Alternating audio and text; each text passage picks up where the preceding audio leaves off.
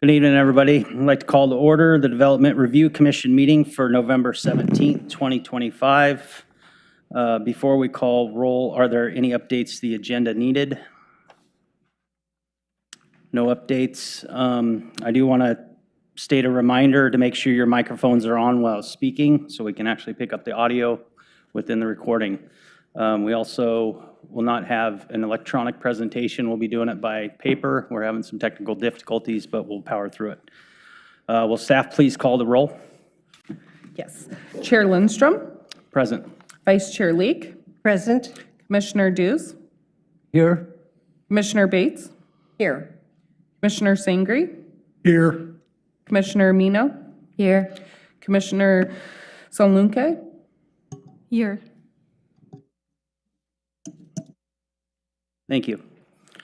Item number 3, we're going to move on to approving the minutes for September 15th, 2025. Are there any notable changes needed to those minutes? I will move acceptance of the minutes of September 15, 2025. I second. Staff, please call the roll. Lindstrom. Aye. Leek. Aye. Dews. Aye. Bates. Abstaining. Solunke. Aye. Mino. Abstain since I was not at the meeting. And Sangri. Aye. 502. Thank you. Now, as we're moving into item number 4, we'll be opening the public hearing for LU 25-0018. It's a request for approval to construct an addition to Our Lady of the Lake Catholic Church for internal circulation and a major variance to project further into the street front setback plane on A Avenue. The request includes the removal of 9 trees, 6 to 30 inches DVH. This site is located at 790 and 650 A Avenue. The staff coordinator is Courtney Sims, associate planner, and I will now turn direction to Attorney Crane to state the meeting procedures to the public. Thank you, Mr. Chair. First, do we have anybody online? We do not. Okay, so then let me silence that. For everyone here in the room, the following procedures, I'll describe the procedures for tonight's hearing. They've been adopted by the city pursuant to state law and Lake Oswego Code Article 50.83. If you're ever interested, you can look those up and familiarize yourself with them. The Development Reviews Commission must be based on the criteria and standards that are in the Lake Oswego Development Code, which are then, the applicable ones are listed in the staff report. So the decision must be based on those standards and criteria. Any testimony you might give tonight or other evidence should be directed to those criteria or other criteria you think might apply, because again, those criteria have to form the basis of the city's decision. Further, failure to raise an issue in sufficient detail to allow everyone an opportunity to respond to it precludes an appeal to the City Council or Land Use Board of Appeal on that issue. So if you have any issues tonight, make sure you raise them and get them on the record.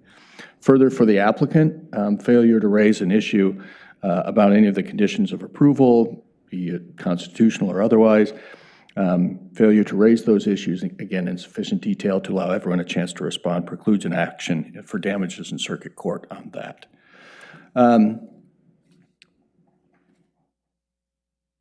Okay.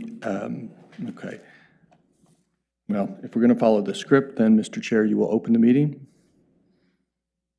Yes, so let's open the hearing.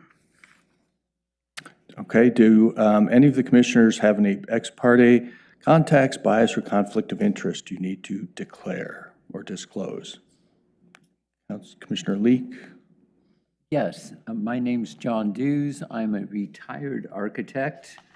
I have not visited the site, although I drive by it every day, but I haven't visited as part of this application. I don't have any ex parte contacts. nor do I have any bias or financial conflict of interest. Thank you. Anyone else?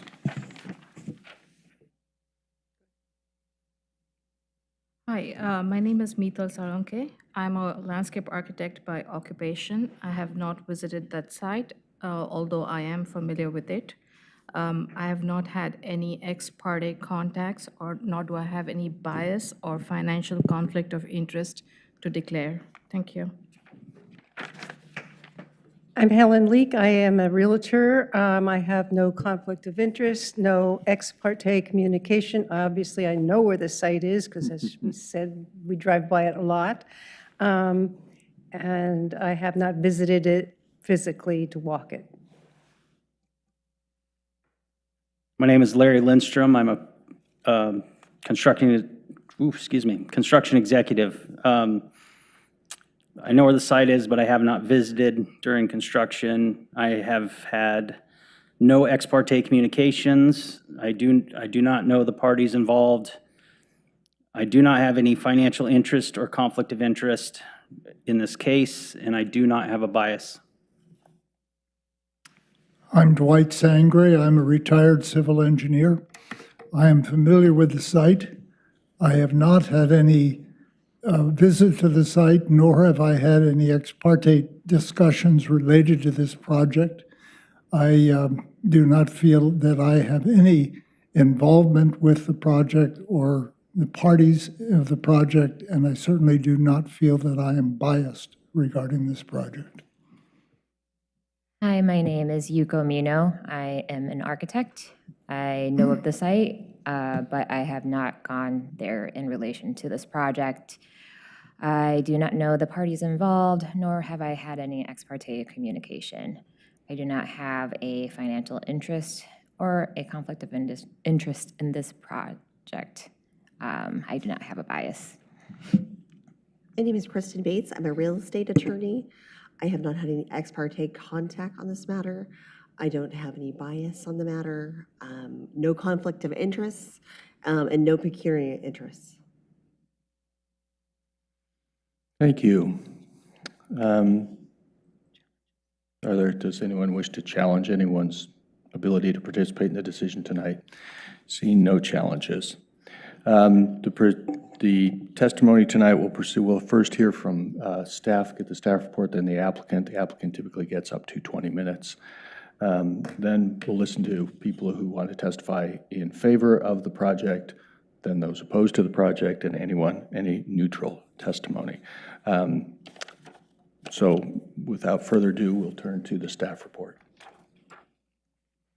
Good evening, Commissioners. I'm Courtney Sims, Associate Planner for the City. As the Chair said, tonight we're discussing Land Use Application 2518 for a development review modification to Our Lady of the Lake Catholic Church, which includes major variance to allow the addition to encroach into the evergreen front yard setback plane. If you'll follow along, we're going to change the page. Before we start, I'd like to note that Exhibit G101 was added to the record after the staff report was published. The Evergreen Neighborhood Association provided a comment in support of the application. Next page. This was going to be smoother when it was on a PowerPoint. Apologies. So some site basics. The church is part of a unified site that includes Our Lady of the Lake School at 790A and 650A Avenue. It is zoned R75 and within the Evergreen R75 overlay district. It's surrounded by mostly single-family uses, with a small exception to the northeast, which is zoned Eastside Commercial and contains an office use. Both religious facilities and schools are allowed through conditional use approval in the R75 zone. These uses were approved as part of a conditional use permit when the school was rebuilt in 2009. The proposed alterations are really limited to around the church, and the school and most of the parking area are not proposed to be altered in any way that should impact traffic, parking, or vehicle circulation in the long term. The addition's purpose is to improve the on-site pedestrian circulation from the parking area to the main entrance along A Avenue and will not increase the capacity of the church. The addition will result in a foyer that connects visitors from the interior parking area to the second-story main entrance via an elevator and stairwell. This is to ensure that all visitors, including those who need an elevator, will be able to enter the chapel from the main entrance rather than from the side entrance, which is the current configuration. This requires extending the existing gable roof to the east, and additionally, a small adoration chapel is proposed at the southeast corner of the church building for more individual prayer use. Next page. So some information about the building design. Institutional buildings are reviewed to ensure that the building will integrate with the existing buildings on site. In this instance, we look at how the addition will be compatible with the existing church and the school buildings. The applicant is proposing similar finishes and materials as the existing church, with additional elements like storefront glazing and light gray brick accents at the Adoration Chapel to tie into the school. The majority of the original church brick wall will be visible through the large windows, and the roof extension will match the existing roof's steep pitch, style, and materials. The lower level at the parking area, where the new foyer is proposed, will be highlighted by dark bronze awning with a green roof and wooden slat soffits. Staff has found that the proposed addition meets the building design standards. Next page. So onto the major variance. The site is within the evergreen overlay. The overlay sets a different front yard setback plane and applies to all development regardless of use. The front yard setback plane acts as a sort of tent that development must stay under. It's measured from the front setback line, goes up 16 feet in this overlay, and then pitches in towards the site at a 612 pitch. In order to continue the existing gable of the roof, which is non-conforming to this standard, a major variance is required. When we review a major variance request, there are three major criteria that we look at. The first is whether there's an unnecessary hardship on the property. To determine that, we consider a few key factors: whether there's a physical circumstance on the site or structure that creates this hardship, whether the hardship was self-created, and any other factors that may be relevant. We're going to turn 2 pages, actually. Let's start with the physical hardship in this case. The challenge here comes from both the existing site layout as well as the site topography. While much of the site is relatively flat, there is a steep incline between the main parking area that includes the ADA stalls and the main entrance along A Avenue. Because of that grade change, the main church entrance to the chapel sits 1 full story above the parking area, and an elevator is required to provide access so that visitors can come from that parking area to that entrance where the services are held. Next page. Their site is also non-conforming to the evergreen front yard setback plane because the site is a church with steep roofs that was built before the standard applied. That makes an addition to provide circulation to the front entrance difficult without adding on near the front entrance. By extending the existing non-conforming roof along A Avenue, there would be enough space to house the elevator equipment without major renovations to the rest of the church's roofs or floor plan.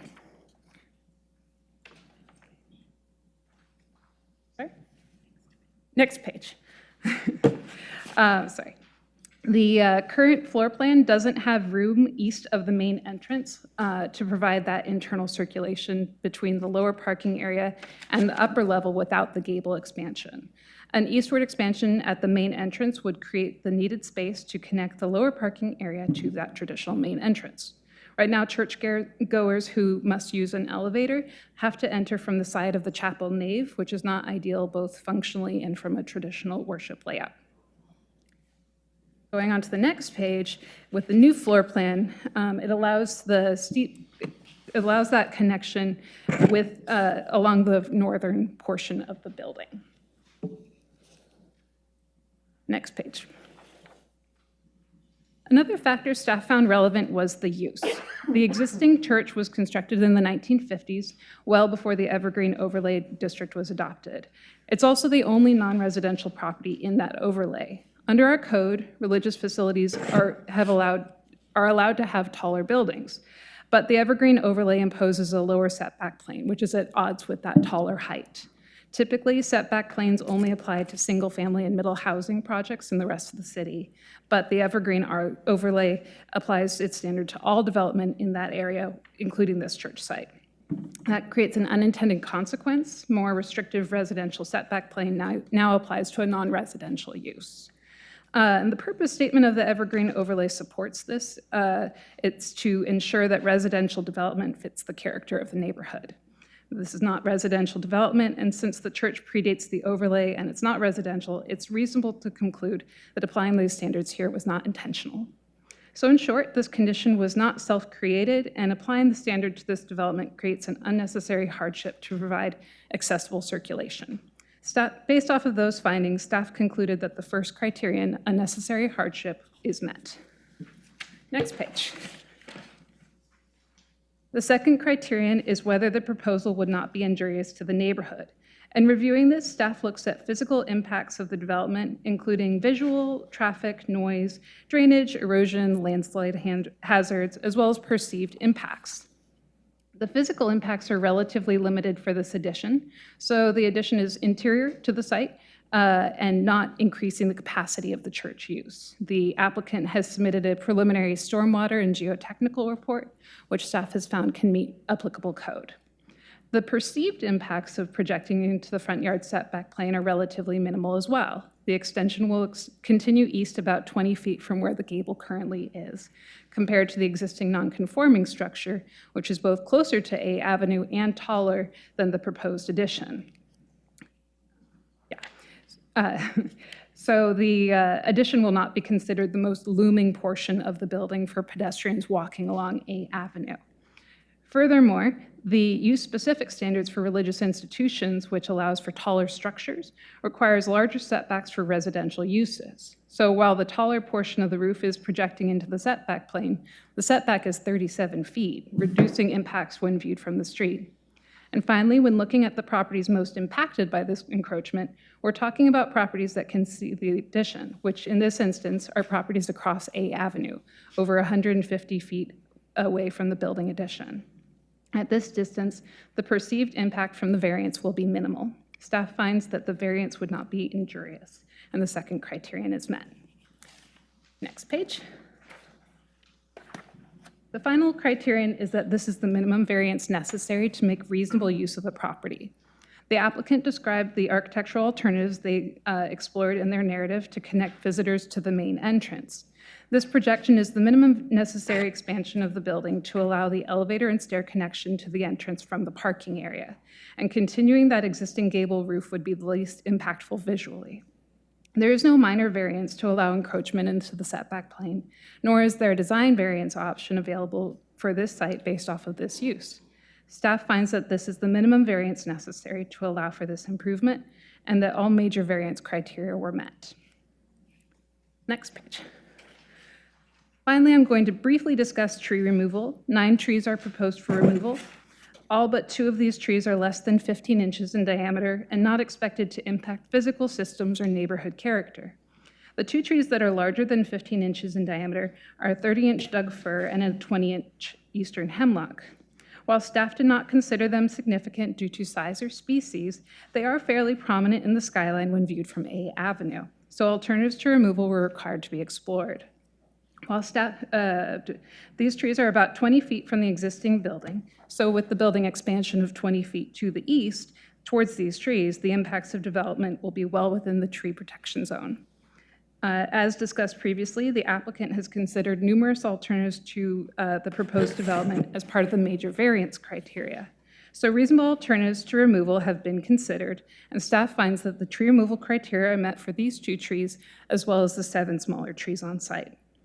All trees are proposed to be mitigated, with incense cedar trees proposed to replace the 2 large evergreen trees in a similar location. With that, staff recommends approval with the conditions outlined in the staff report, and I'm here for any questions you have. Thank you. Really quickly, before the DRC asks any questions for anyone watching online, this presentation from staff will be posted as an exhibit later tonight. Thank you. Do any commissioners have any questions? No questions. All right. I have a question. Okay. In your report, you have a much more detailed list of the conditions that apply to this project. can we take your written report as the specific definition of the criteria that you will set for this? I'm just thinking when we come to recommend a decision, I want to be able to reference that rather than something you presented here. Yes, I'm not recommending any additional conditions in my presentation. Yep, okay. Any more questions?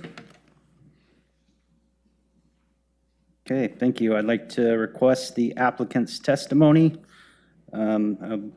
Just to remind you, you'll have up to 20 minutes, not including questions from the commission. There'll be 3 lights up there at the table. When you sit down, the green light means it's active and it's your turn. Yellow light means 30 seconds. Red will mean the time is up. A flashing red means 30 seconds past allowed time.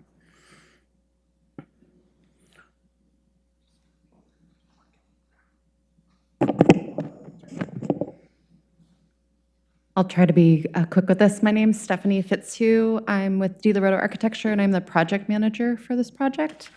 I will briefly go over the design. A lot of what Courtney said kind of mirrors what I'm going to say a little bit, and go over the major variance and the discussion of the trees.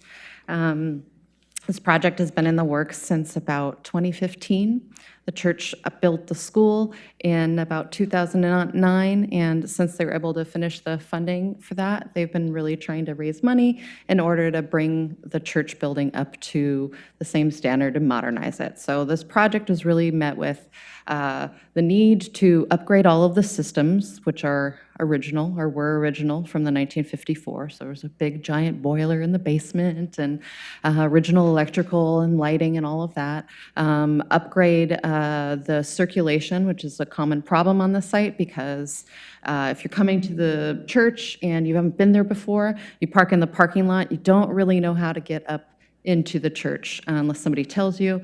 They built an addition in the 90s that housed an elevator and a stair core that drops you off upstairs in the nave. And then there's another stair addition that drops you off into the narthex at the front of the church, but you have to kind of go into the parish hall and go up some stairs and down some stairs. It's a little bit of a maze to get there. So part of this was, how do we replace all of the systems? How do we increase ADA access? How do we do a light upgrade to everything and make sure that the circulation's very clear and all of our visitors and parishioners understand how to get through this building and use it properly. So a lot of that came with our need to look at how to touch this building very lightly. The intent was not to put an addition on this building that looked different. The intent was let anything that we put on here, let's let the existing building shine through that, and we just kind of want you to be able to see through anything that we're putting in front of it.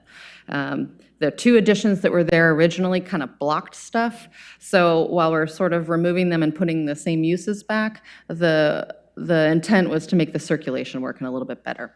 The site itself, because at A Avenue is much higher than it is down where the parking is, similar to this site where you're dealing with a large grade change, and so you therefore have to deal with ADA access and parking and getting people to both levels.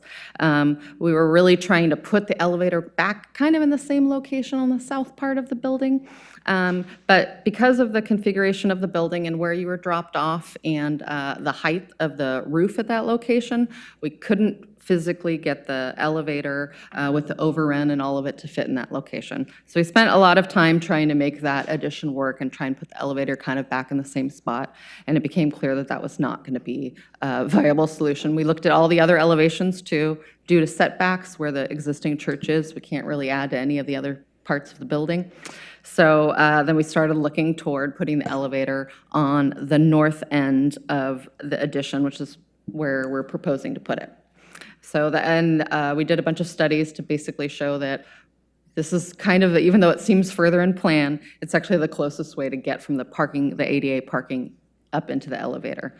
And there's a lot of kind of grade changes that they built when they built the school in order to marry the 2 sites together. And this also kind of gets rid of a lot of that. So we're trying to unify it, make the whole site a little bit more friendly and easier to circulate from the parking lot into the church, into the parish hall, and between the school and this building as well, because there's a lot of use that goes back and forth. The school building also houses the parish center, which is essentially all of the offices for the church. So everybody's going back and forth between the buildings constantly.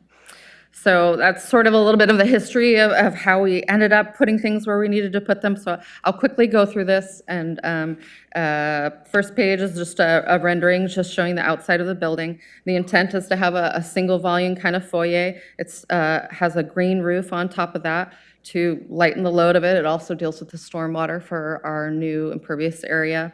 And then the volume that's going to house the stair and the elevator is that 2-story volume, and it's essentially an extrusion of that end of the building. We're not trying to, we wanted it to make the church look as same as possible. We didn't really want to put anything in front of it. When they built the school, they took cues from the church. So the brick on the school and the storefront and all of the materials on the school were used to match the church. So we weren't trying to add any more new materials. We were trying to keep with the same palette, same types of brick, even the textures of the brick, and the storefronts to keep it matched, just to keep a holistic look on the campus itself and make everything look cohesive. When you look at the first page, this is just an existing site plan. It shows the tree removal and the demolition. This essentially just shows you where the existing stair core, it looks like a little greenhouse stair that goes up the side of the building, and there's an existing elevator addition, and those were built in the 90s. Those are the things we're intending to remove, and the trees are in those zones or adjacent to them, and I can address those further. That's essentially the demo portion. If you flip to the next page, it's essentially just an existing floor plan. It's just familiarizing you with the use of the building. The bottom floor is the parish hall. It essentially has a large kitchen down there. All the mechanical uses are down there. You can see the 2 additions we're intending to remove, which have the kind of diagonal hatch on them. It shows where the existing elevator and the existing stairs were. The footprint of the church itself, the original footprint of the church, we are not modifying anything that we're adding to it, is kind of taking away what was there and putting new back. Second page after that is the existing floor plan of the church level up above, really just for you to be able to see the size of the nave, where the pew layout is, and how the existing elevator kind of dumped you into the front of the church or near where the altar was. So this became a little bit of a conflict if people were needing to use the restroom or coming into church late. It would be disruptive because you could hear the elevator dinging and you could hear people coming in and out right at the front of where the altar was. So another component of us trying to relocate or mitigate some of these things was to make sure we were having the elevator and any of the circulation come in toward the narthex, which is where everybody should be entering. And there's also a choir loft that's on the second floor that's shown here too. Next page, this is just overall site plan, just to orient you. I think most of you know where this site is. There's a existing school and parish building. There's a large site. There's a parking area and a play field and a playground for the church and the school. We are not intending to modify any of those things, keeping the parking lot existing. The only modification that's being done to the parking lot are 2 ADA stalls that are being shifted over to another area because we're putting the Adoration Chapel right in that area. Other than that, the intent is to keep the site as is. They spent a lot of time and money doing all of that when they built the school, so we're kind of really trying to be responsible to the site, fix the things that weren't fixed during that time, and make sure that they're spending all of their money and time in the church building itself. And the next page is just the floor plan of the parish hall. Essentially, it's the same use. We're moving some restrooms around, remodeling the kitchen, and you can see the addition of the foyer. The area that is hatched is the existing building that is the original building that is remaining. We're doing some interior remodeling. And then the foyer and the elevator and the stair addition are on the east side of the building. And there's a small Adoration Chapel, which has its own standalone restroom toward the entrance on the south end of the building. Next page is the upper floor, which essentially shows the nave. We're modifying the sanctuary. We're doing some interior remodeling to upgrade all the finishes in that space. They are, like I said, putting all new mechanical and electrical in this building to replace all of outdated systems to modernize everything. And on this level, you'll see that the kind of hexagonal hatch is where the green roof would be. And on the north side of the building, you see the stair coming up and the elevator dropping you off in the narthex. And the choir loft will now have 2 stairs going up to it. Originally, it only had 1. So this is also creating some ADA access within the building. We're also adding a ADA ramp up to the sanctuary, which has never existed before.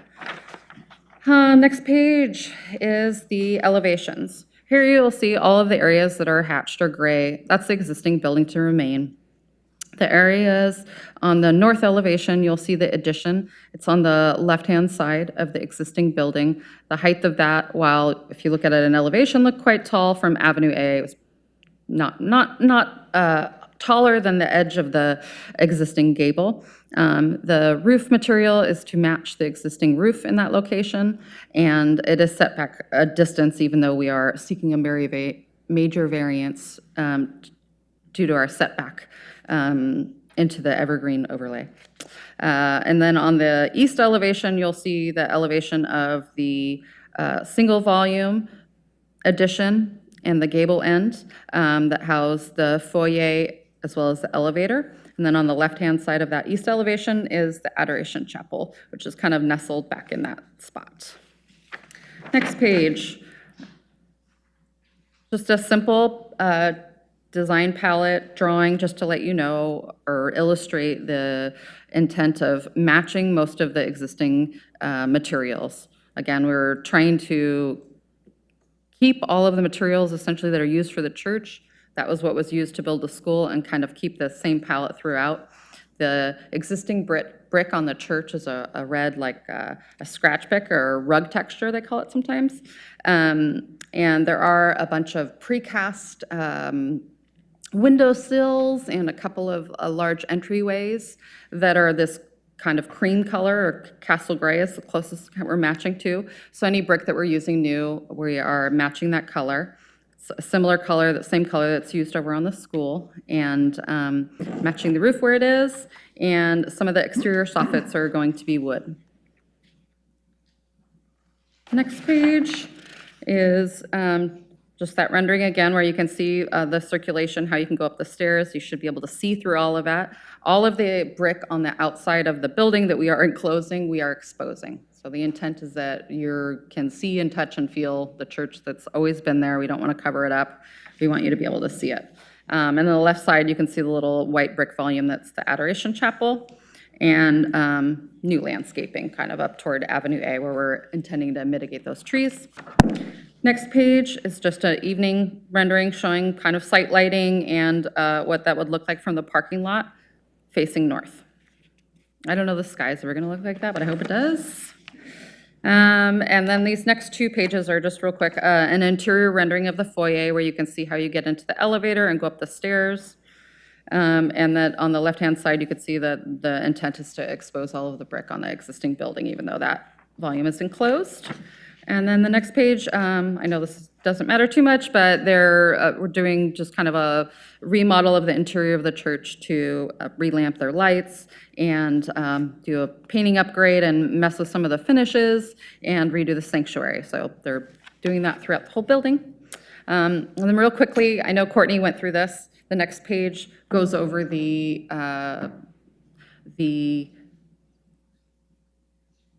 setback plane in the evergreen overlay, and how the addition partially goes into that and why we're seeking that as a major variance.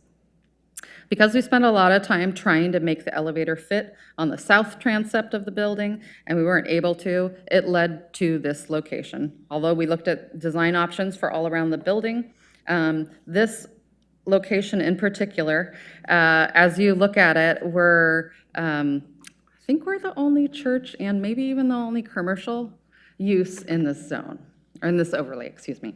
So while we're applying a residential setback to a commercial building, an old commercial building, an institutional use, it isn't necessarily, the easiest way to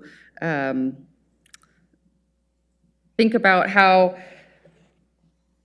a setback plane would intersect this in such a way. So in this diagram, it basically shows what the property line is to the face of the church, what the existing base zone setback is. So our addition is essentially within that existing base zone setback, but because of the way that the pitch is needed for the evergreen overlay, it cuts off this little triangle at the top of the addition. And so this diagram essentially goes through which portion of the addition is going through that, and the size of it. And because you see so little of that addition from Avenue A, it isn't a large area, but it definitely does go into that area.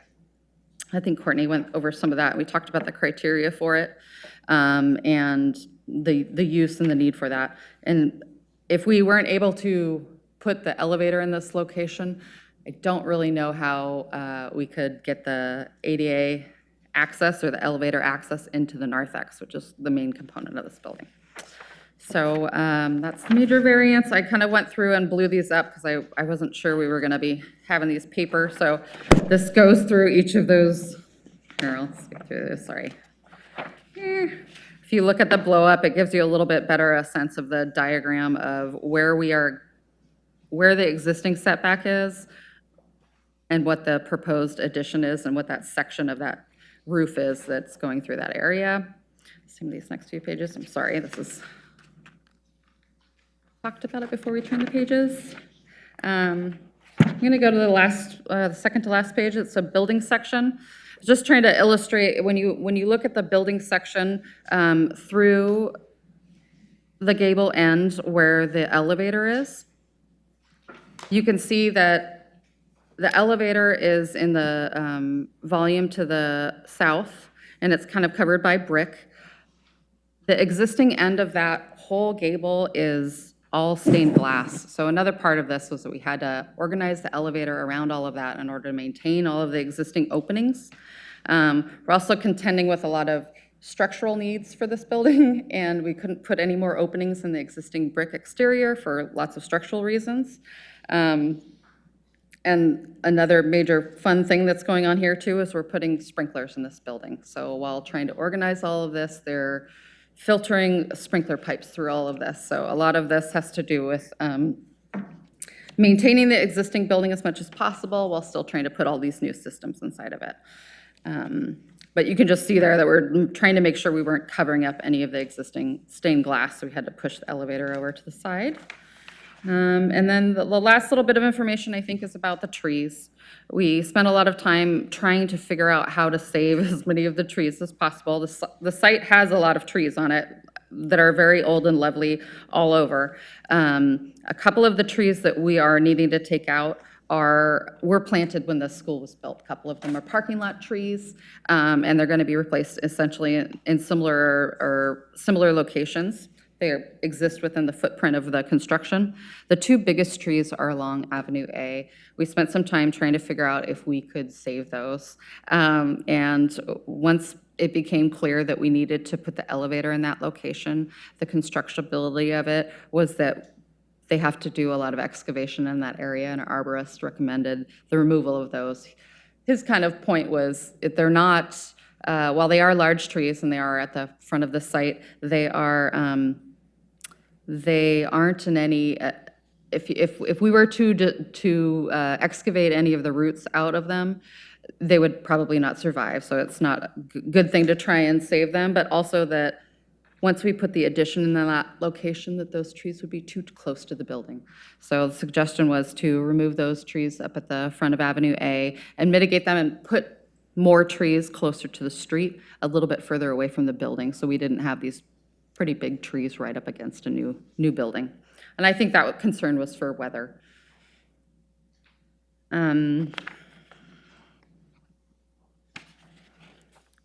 Sorry, the last page really just shows the areas of new landscaping and where the new trees are intended to be planted. We're wanting a couple of large evergreen trees to replace those ones that we are taking down, because I think that is part of the identity of the site. If we could have left them, we would have liked to have. So I think the intent is to put some back there in a similar location, but a little bit further away, because they feel like they're part of an anchor to the site itself. I'm going to let you all go. I appreciate everybody's time. Thank you. Stop. Thank you very much. Do any commissioners have any questions for the applicants?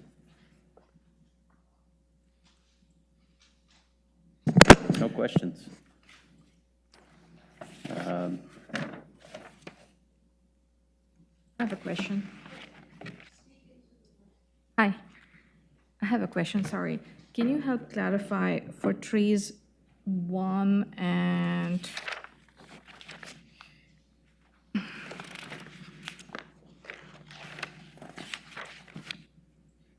one and 2, would you help clarify why those trees need to be removed? Is that a staging area or is that a new paving? It is a staging area. Essentially, they're intending to bring a crane on site to bring some of the materials in. We put those trees on here. They're hoping that maybe they don't have to take them out. If so, we're putting them back in the same spot, but it is really for them to be able to bring the crane in and bring all the materials in. If they can leave them there, we'll leave them there. And one final one. It seems like there's going to be new stairs on the east side of the building, right? Where maybe it's like bike racks. Can you say that again? I'm sorry. There's new stairs, right, on the east side of the building. Yes. Northwest of the ADA stalls. So is that something that's going to be new grades, or how is that getting tied with the existing grades? Because my concern would be there seems to be 2 existing trees east of that spot, and the limit of work seems to be going very close to them. So are those trees likely to be damaged? Do you know which ones I mean? There's like a circle on the site plan to the east of the building, like a opening. And from the stairs, I assume that there's going to be new grading or something like that. The limit of work goes very close to those trees around that circle. Those trees, there's a big kind of grass area Okay. in that existing area, and it's all surrounded by trees. They're all, I think they're flowering plum, maybe, I forget exactly what kind. Those were all installed when they put the school in. We were really trying to leave all of that area alone. So we don't want to touch any of the trees outside of the area that we're touching.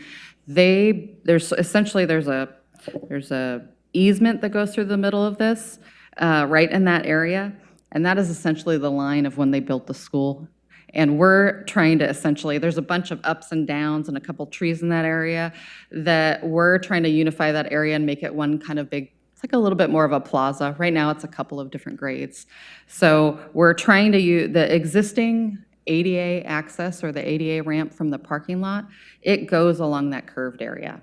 So when you see where the ADA parking is, you get out of your car there and the ramp goes up around the curve. We're leaving that in place. Okay. And so the plaza that we're building and making it all relatively flat and level is to meet with the top of that ramp. So we're trying to meet all of those things all together, but we're not intending to mess with any of the trees that are around the round area. Okay, so what I understand is that there'll be no grading in the root zone of those trees. No, the trees essentially that are along that side are a little bit in planters too. Okay, all right. Thank you very much. Any other questions? Do we have any other speakers on the docket? Turn it over to you, Attorney Crane.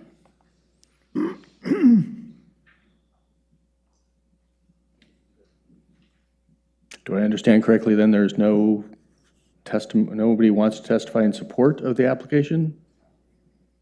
No? Nobody in opposition or neutral? Okay. Then there was no need for rebuttal. Does anybody wish to hold the record open for an additional 7 days? No?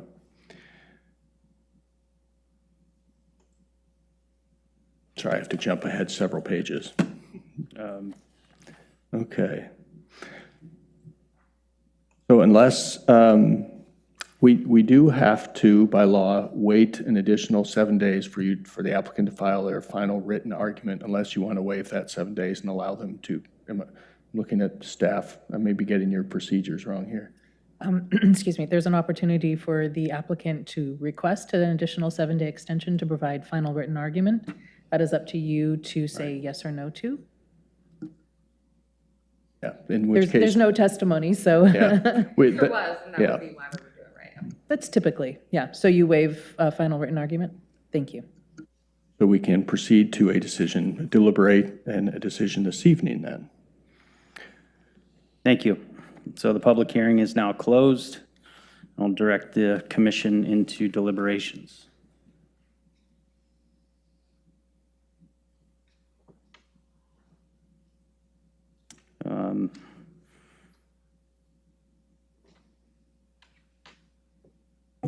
I think it's a great project. You've thoughtfully put it together.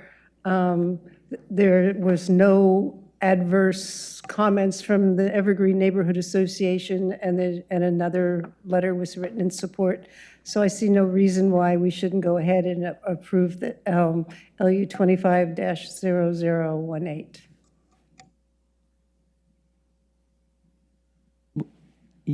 If that was a motion, I will second the motion with the additional caveat that the conditions that were prescribed or described in the staff report would apply to this decision.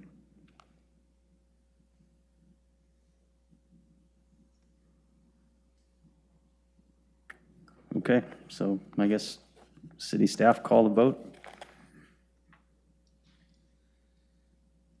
Chair Lindstrom, Aye. Vice Chair Leek, Aye. Commissioner Dews, Aye. Commissioner Bates, Aye. Commissioner Salunke, Aye. Commissioner Mino, Aye. Commissioner Sangri, Aye. 7-0.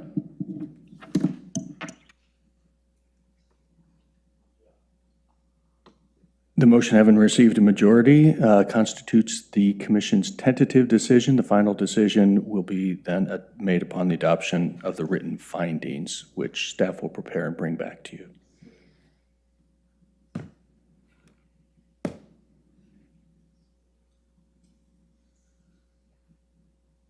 All right.